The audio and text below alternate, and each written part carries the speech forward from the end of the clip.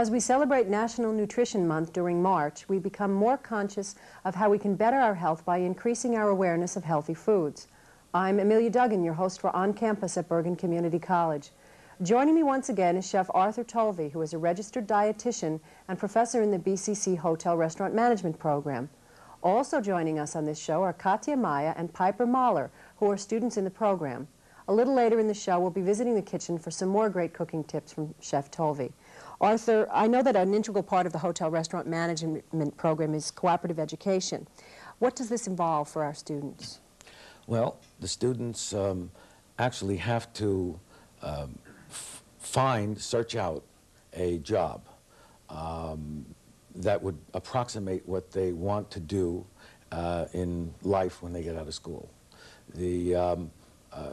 Sometimes they have leads they can go by. Other times it's just right off the top of their heads. You just have to go and ask people and tell them about the program. Generally, though, it's all set up, and the leads they get, those institutions and facilities have used our students before, and so they know what to expect. The co-op experience is great for the students because they actually do work in the field as it's happening, and they see what's going on, and then they get to apply whatever they've learned in their classes. Specifically, what kinds of jobs are we talking about? It really doesn't matter. The student, if the student is interested in the hotel part of it, then they'll go and choose the setting, a hotel setting. If the student is interested in the food service part of it, they might choose a restaurant setting. But if the student is supposedly, well, we're not sure, they may choose a hotel that has a food service that's run by the hotel rather than a food service that is run by an outside company. Some of the students will go into institutions also, into school food service and such. When we were talking before the show, Katya and Piper told me that they're both in their co-op experiences right now. Katya, why don't you tell us a little bit about your cooperative education experience? Oh yeah, I'm getting my degree on the hotel and restaurant, the catering and banquet, so I'm getting my co-op in that area too because I really find it very exciting. And it's excellent because you really combine both your job and your learning here in the school because we have a lecture also once a week. Piper, how about you?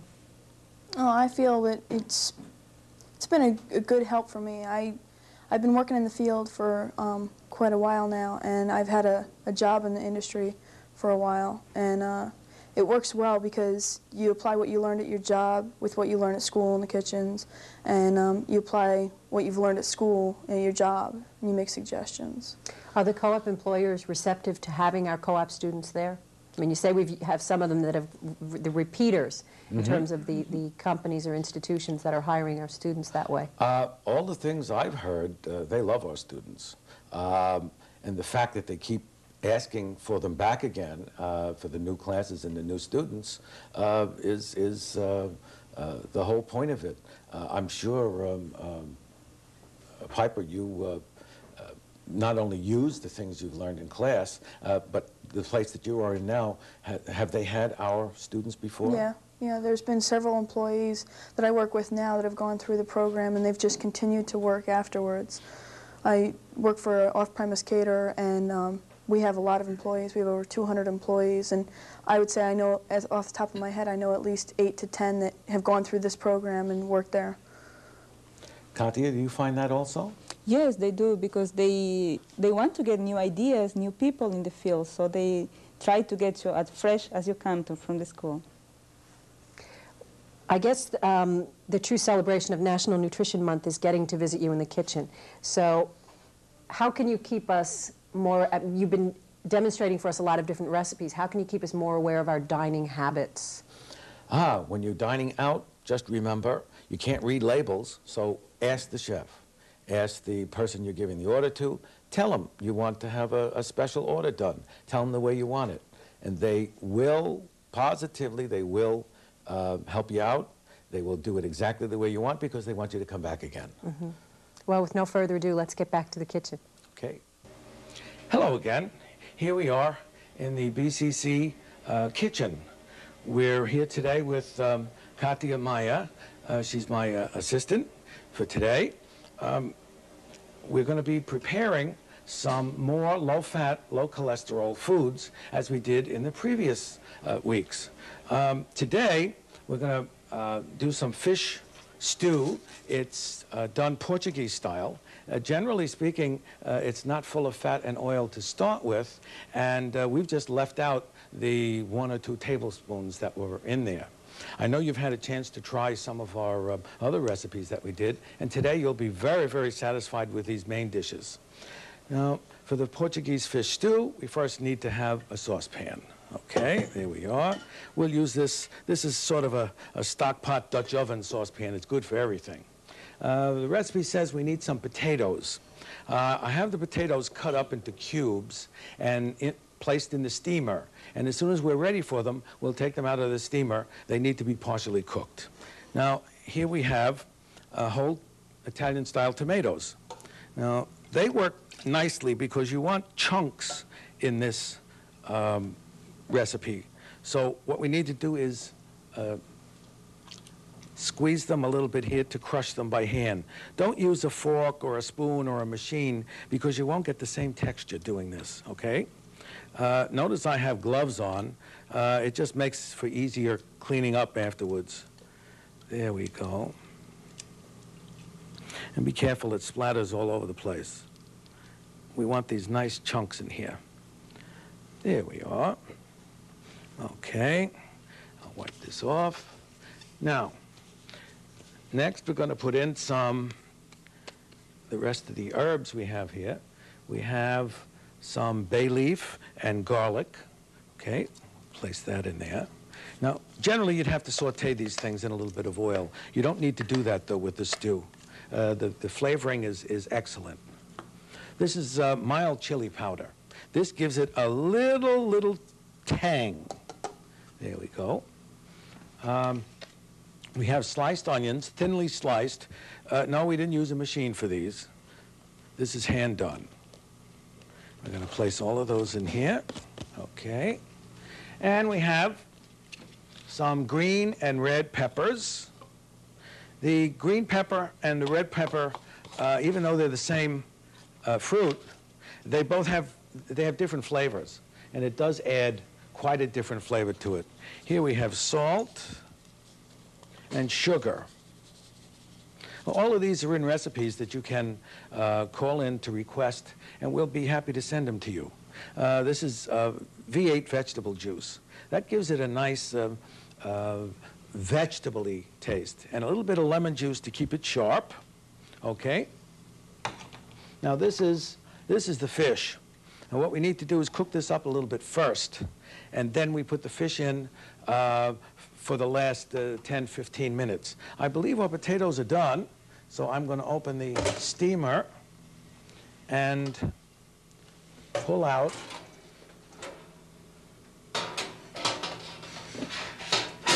these potatoes. Here we go. All right.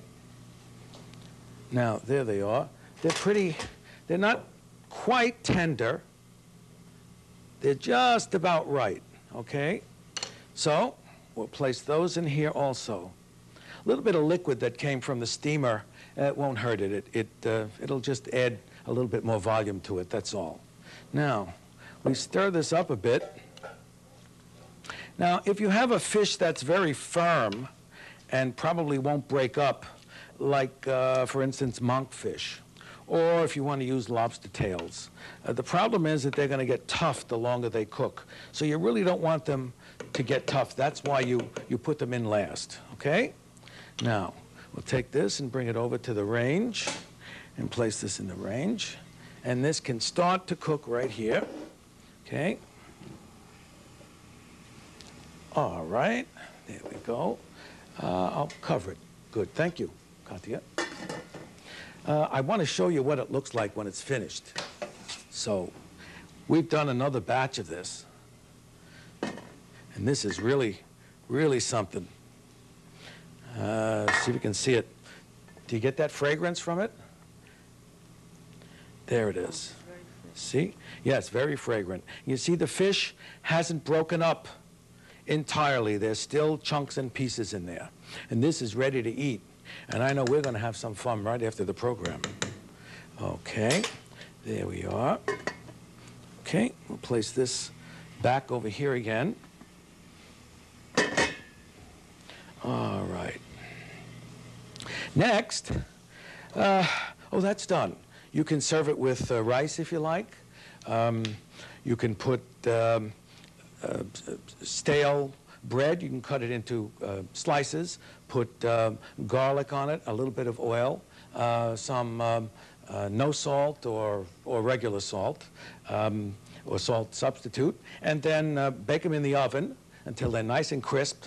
Put that down in the bottom of a bowl like this sort of a bowl, okay? And then just pour the fish stew on top of it. Very, very good. Okay, the next recipe we have is for stuffed Savoy cabbage leaves. This time of year, Savoy cabbage, you can get it, but not all the markets have it. So rather than do it with the Savoy itself, I'll show you what I've done, and we, in the meantime, can use what we have. Here we go. All right. I'm going to start by putting all of this in the bowl. Now, this is finished already. This is what this filling for the stuffed cabbage is going to look like. Okay? And when I'm putting it together here, it may not come out quite like that, but it is very, very tasty. This has raisins in there, a little bit of pepper, some carrots, celery. The main part of this is not rice, like most people would remember for stuffed cabbage. This is barley, and we've cooked up a batch of barley, and we're using that instead of rice. You can use rice if you like, brown rice or white rice. So first thing we do is put in this is barley that we've cooked. You see how it gets after it stands a while, okay? Now again, if you want to saute some of the vegetables, you can do that. It's okay to do that, but it's really not necessary. So you could either put the oil in it, saute the things in it, and then use it, or not, okay? That's just the barley. Now, we'll put a little bit of this oil in, since, there we go. This is canola oil, okay? That's going to just make this a little bit more manageable. You see how the barley breaks up this way now? Okay, it's not in a big mass anymore. Okay, and here we have some scallions. We're going to put these scallions in here. All right. Now, I have already cooked this barley in this chicken stock, okay? You can use vegetable stock if you like to. Just cook up your vegetables, save the water, put it in a jar, keep it in the refrigerator. When you get a big jar full, you can use it for recipes like this. Cook the barley or the rice in that. I'm going to add some, these are chopped apples. This is Granny Smith apples. They've been squeezed. We squeezed some lemon juice on them to keep them from turning brown, but they're starting already, okay? That's okay. It really doesn't hurt them. It just looks bad, okay? Here we have some oats, okay? Yes, this is a little bit of oats. That's going to hold it together also, all right?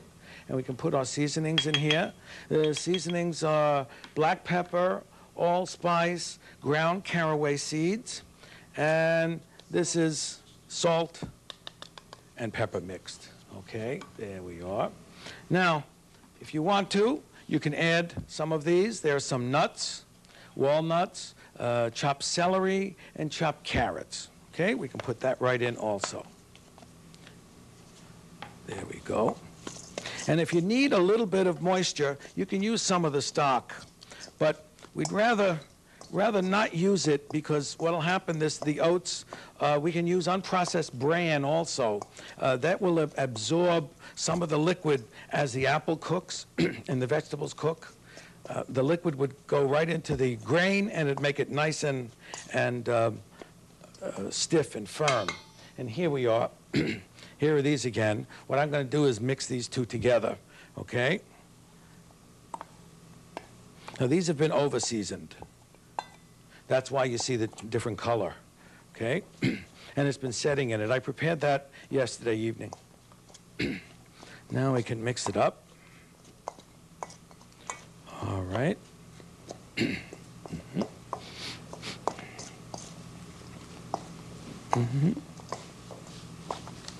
All right, that's good. Now we come to the nice part. Here I have heads of cabbage. What I've done is put them into the microwave for about 7 minutes. And that just loosens these leaves that are on the outside so that you can just about pull them right off without breaking them. You see that? And pull it from this one. And you can really go down to close to the center with this and take off the leaves in one piece right after you've done this, you see? I'll take one from the other one also. All right, there it is. Now, these two I did today, this morning. They're still warm. This one is ice cold, it's been refrigerated. So you'll see it does not make a difference whether you cook them first in the microwave, leave them in there, take them out, put them in the refrigerator. It makes no difference. It still works. Okay? See? All right. I'll just place these aside over here. Thank you, Katya. And now I'll show you the rest of them I took off the outside, okay? There they are. I'll take them all out of the bowl here and place them down on the tabletop. Now, we should get, it depends on whatever size batch you want to do, okay? Here we go. Let me take some of these that really look tough. Now see this tough spine here. You've got to take that out. So I'll take a knife and we cut this up like this. Down here. Okay? And we just cut this off. Now that's out. Okay, now it's not tough anymore. Now all you do is fold this little piece over like this so it makes a cup right here. Now you can take a couple of spoonfuls of filling. Place it here. Generally, I would use my hands. You probably would too, finding it a lot easier. Okay, there we go. I think that's enough, maybe just a little more. Here, there, use my hands. Now we fold this down this way, all right, and fold this over like this. And now, nice and tightly this way. And you've made a nice cabbage roll. I'm going to place these in a pan. We'll only start out and use a little pan. We don't really have to use the big pan for that. And just place them in there like this. Now, if you have a casserole dish, it's nice to use also, okay? I'll do a couple more of these to show you what they look like when they're rolled up nicely. And then with the sauce on them. Okay. Now, don't go up too high. Otherwise, you're going to lose your little cup over here. All right? There we go.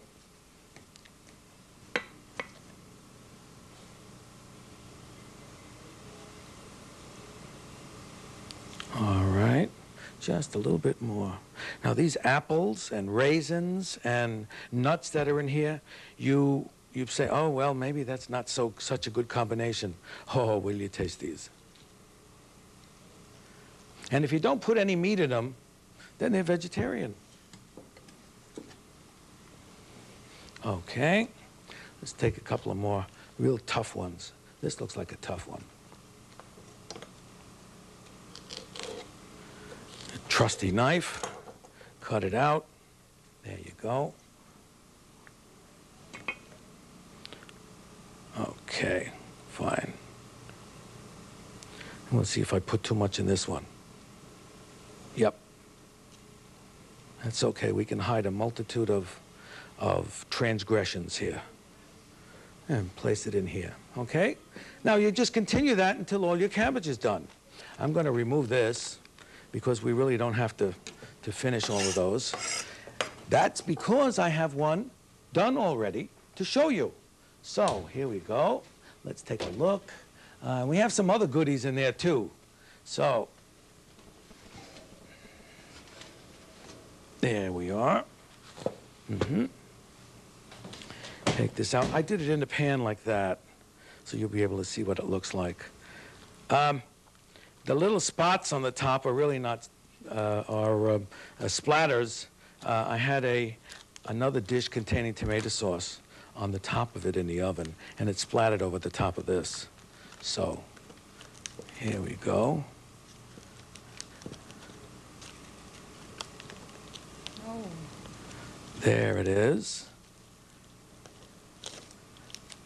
Okay, we'll set this aside. Now, let's get a plate here. All right. Messy kitchen, huh? There we go. We'll pick it up with a little rubber scraper here. Okay? And separate them to show you. Now, they do change in size a little bit, so don't get discouraged. There they are. Okay. Beautiful, beautiful supper dish. Okay. There we are. This aside. Now, that's good. Fine, thank you. I'll put this over here. Over here. Would you... That's fine, good. Thank you. Okay, let's take a look at our fish stew.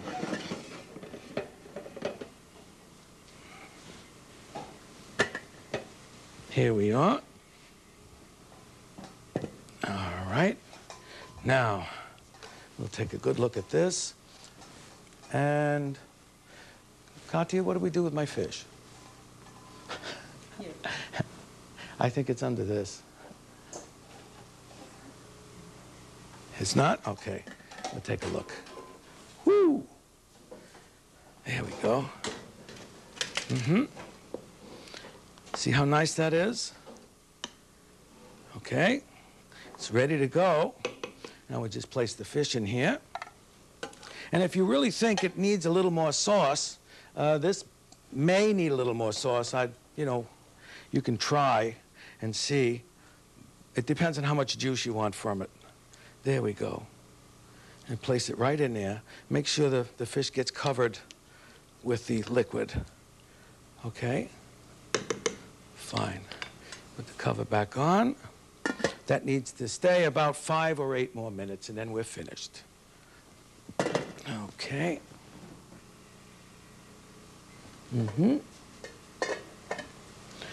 All right.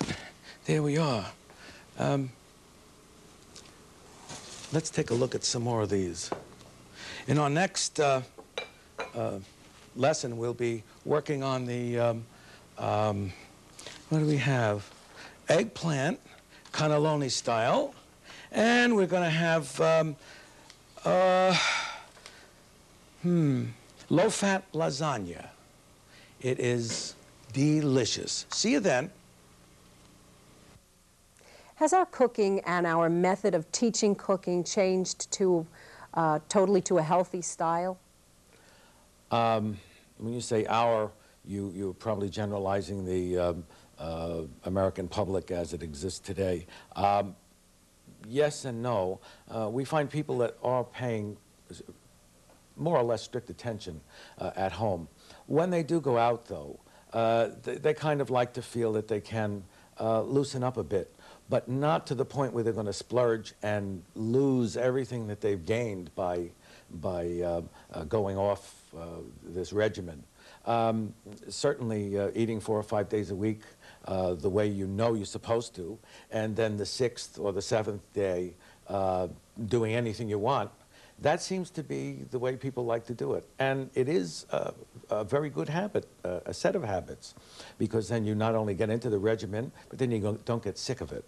And you're still able to carry on with the dietary. Once it becomes second nature to you, to prepare foods this way, to eat it this way, to offer it to company this way, and when your company, you get to the point where your company really doesn't expect anything different, you know. Do most people know the difference if you don't tell them that you, I mean, some of your recipes are very elaborate, and if you didn't tell them that you gave them a healthy meal that was low in fat and, you know, and low in sodium and very, very good for them, would they know the difference in the taste? Actually, if they come to visit me, and I'm doing this in my home, they expect it. Mm-hmm. They expect it to be that way, and they're very happy with it. And I do see them relax because they feel they can eat enough or more of this stuff, not just, you know, wanting and pining for this, and I can't have it because it's rich, because they know that it's good for them, and they can really relax and have a good time. But some people seem to resent if you tell them you're cooking healthy, that they think they're getting a second-class meal. And you've argued very strongly against that, that in fact you can get some very delicious and in fact better meals when they're healthy. Well, I look at it this way. I think some of those people, it's unfortunate, but they're not going to change. And I think maybe they need a little excuse to think the way they do. But if it's good for you, you do it because it'll keep you better looking. I mean, look how young you get to look when you eat properly. And it tastes good. Oh, and it tastes good too. As we continue our series on healthy dining, we'll visit once more with Chef Tovey and our students. At the end of next week's program, we'll be giving you a phone number to call for a copy of all of the recipes. Please tune in again. I'm Amelia Duggan. Thank you for joining us on campus.